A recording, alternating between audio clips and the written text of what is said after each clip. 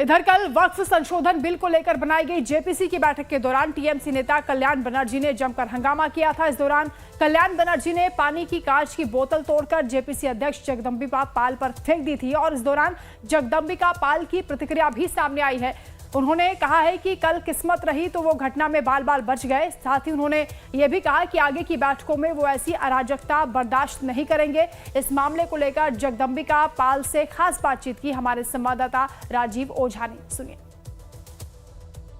से जुड़े बिल पर पुनर्विचार के लिए गठित संयुक्त संसदीय समिति के अध्यक्ष श्री जगदंबिका पाल जी बैठक में हो रहे विवादों से गहरे आहत हैं। आज वो हमारे बीच लखनऊ में मौजूद हैं।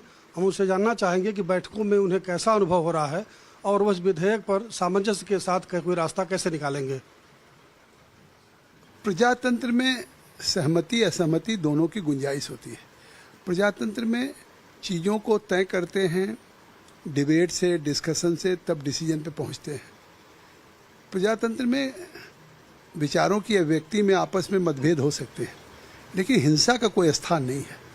कल जिस तरह से जेपीसी जो वक्फ बोर्ड को लेकर के संसदीय समिति को दिया है स्पीकर साहब ने, उसकी बैठक में जो कल की घटना हुई, मुझे लगता है शायद भारत के लोकतंत्र के संसदीय इतिहास में इस तरह की कभी दुर्भाग्यपूर्ण घटना नहीं हुई।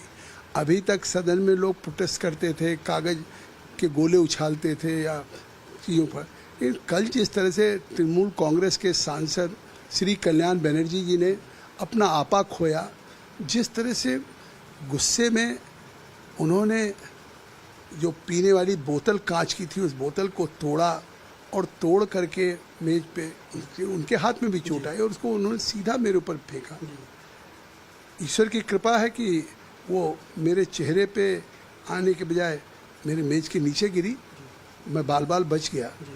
लेकिन हम सब हतप्रभ हैं कि आखिर इस तरह की घटना अगर ज्वाइंट पार्लियामेंट्री कमेटी ऑन वक्फ की, जिसकी लगातार बैठकें हो रही हैं, उन बैठकों में लगातार उनको बोलने का अवसर दिया जा रहा है। कल भी उनको सबसे पहले जो उड़ीसा के 2 डेलीगेशंस आए थे, जिसमें फॉर्मर हाई कोर्ट के जज थे, सुप्रीम कोर्ट के लायर थे, हाई कोर्ट कटक के लायर थे, उनके प्रेजेंटेशन के बाद सबसे पहले मैंने तृणमूल कांग्रेस के कल्याण बनर्जी को बोलने का अवसर दिया। लेकिन वो लगातार प्रोवोक करते हैं। श्री अभिजीत गंगोपाध्याय जी भारतीय जनता पार्टी के सांसद हैं बंगाल के, उनको हमेशा उनको प्रोवोक करना, हमेशा उनको अभिजीत ढंग से उनको अमर्यादित चीज़ का आचरण करते हैं। कल भी मान लिया अगर उनसे उनकी बहस हो रही थी तीखी, तो मैं तो केवल उनको शांत कर रहा था कि आप बैठ जाइए। फिर मेरे ऊपर आरोप लगाना कि मतलब चेयरमैन हैं, आप कौन हैं, तो अमर्यादित, मैंने कहा अमर्यादित भाषाओं की नहीं होती। इसके बाद इतना गुस्सा उनको हो जाए कि अराजकता की सीमा पे पहुंच जाए, हिंसा पे वो बोतल तोड़ करके और मेरे ऊपर फेंके। मुझे लगता है कि कल की घटना जो हुई है वो एक लोकतंत्र के कहीं न कहीं भविष्य पे एक गंभीर कुठाराघात है और हमने इसकी सूचना टेलीफोन से लोकसभा के स्पीकर श्री ओम बिरला जी को दे दी है और इसकी लिखित भी देंगे। लेकिन क्योंकि इस तरह की घटनाओं की अगर पुनरावृत्ति होगी तो जो हमारी भारत की लोकतंत्र है, आखिर उससे हम भविष्य में किस तरह के आचरण की अपेक्षा करते हैं और शायद काम करना असंभव हो जाएगा। विपक्ष के कुछ सांसद जिस तरह उनका समर्थन करते दिखे बैठक के बाद, तो आपको क्या अभी उम्मीद है कि आप इस पर कोई सर्वसम्मत रास्ता निकाल सकेंगे? देखिए, जेपीसी में कोई जब बनती है ज्वाइंट पार्लियामेंट्री कमेटी, तो एक सहमति के लिए ही, एक परस्पर आपस में विचार विमर्श बैठकों में एविडेंसेज के साथ, मंत्रालयों के साथ करके आपस में एक सहमति बनती है कि कहीं कहीं। लेकिन इस मामले में मुझे लगता है कि सहमति बनाने की उनकी कोई कोशिश ही नहीं है।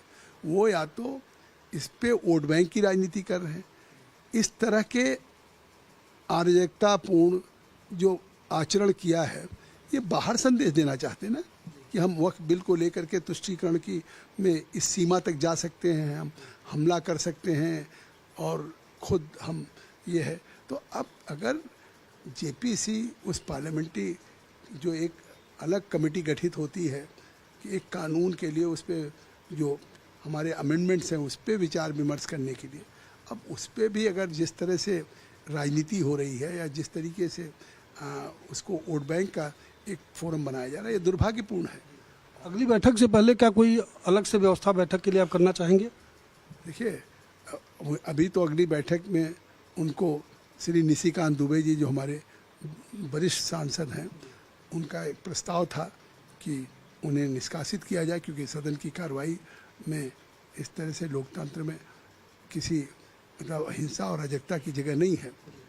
तो उनको निष्कासित कर दिया, तो अगली बैठक में तो वो इस सदन की कार्रवाई में नहीं रहेंगे।